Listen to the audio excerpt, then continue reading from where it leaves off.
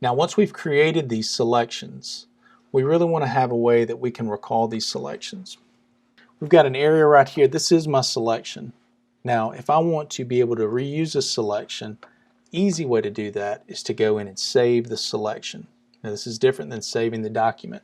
You need to save your selections this week and also save your document as a Photoshop based document.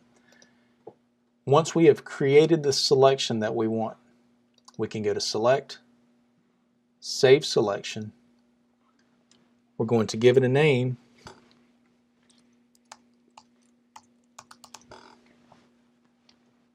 It's going to save it into the document itself. It's actually going to create a new channel with this name.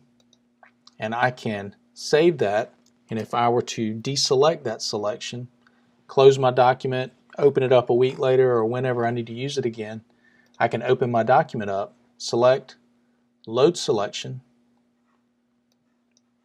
and I can go find where this is. This is the building. I can click OK. It loads my selection. This is the selection that I have to work with. And it's really that simple.